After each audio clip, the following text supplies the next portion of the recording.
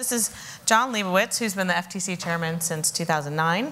And under his tenure, the FTC has been very active as a law enforcement agency, going after mortgage scams and fighting pay-for-delay settlements in the pharma industry. But more than anything, he's actually reshaped how corporate America looks at their data practices. The FTC has been very aggressive on privacy issues, and they've gotten 20-year consent decrees with Google, Twitter, and Facebook. And Jon has been a huge advocate for something called Do Not Track. So I was hoping you could tell us about your proposal for Do Not Track and where it's headed. Oh, happy to do that, Julia. I mean, we try to take a fairly balanced approach to privacy. We sort of recognize the value of the value proposition of the internet ecosystem, which is funded on free advertising, and no one wants to change that. But we do think that consumers should have some choice about where their data goes, particularly when it comes to third-party tracking. And so we have proposed a notion, self-regulatory, one that the business community has generally embraced, called Do Not Track, which would allow consumers to opt out of third-party tracking if they want to. It's a much more moderate approach than, say, the EU, where they're debating, whether to allow any sort of collection of information at all, and if so, to do it on an opt-in approach. This would be opt-out. Right. So you stood at the White House in February and crafted a deal with the online advertising community about Do Not Track, and everyone had hoped this deal would be done by the end of the year.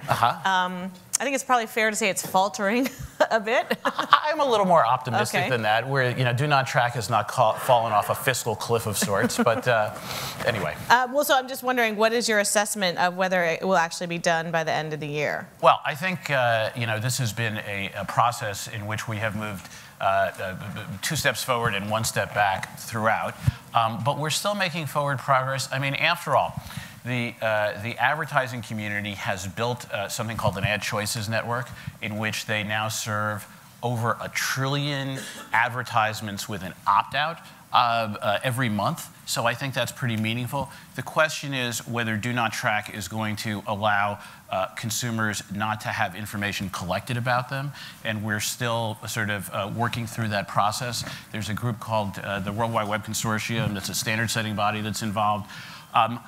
I think there is look, I think companies want to be, and you know this better than I do, want to be on the right side of consumers. And if being on the right side of consumers is allowing some modest opt-out for Americans, so that if they don't want their information collected, that doesn't have to happen. I think that's, at the end of the day, we're seeing more support in the business community. We already have all the browser companies, Microsoft and Google and Mozilla and Apple, who are supporting it. We have a lot of online publishers. So I think we're making progress. I continue to be optimistic. It's not a certainty, though. Right. Well, I mean, there's one thing that's emerged during this whole process is that the advertising community is not itself in agreement about Do Not Track, right? So one thing that seems like it might emerge is like a partial commitment, that some advertisers will agree to it and some will not. And so what I wonder is, from a consumer perspective, is that actually helpful? I mean, if you're using something that really doesn't prevent tracking, is it a false promise? Well, look, I think the answer is, if some companies are allowing consumers to opt out of tracking and others aren't, I don't think that's a good endpoint. But again, industry, I think, if it doesn't give consumers some modest control over where their data goes, will really risk, I think, a legislative backlash, which will be much more prescriptive next year.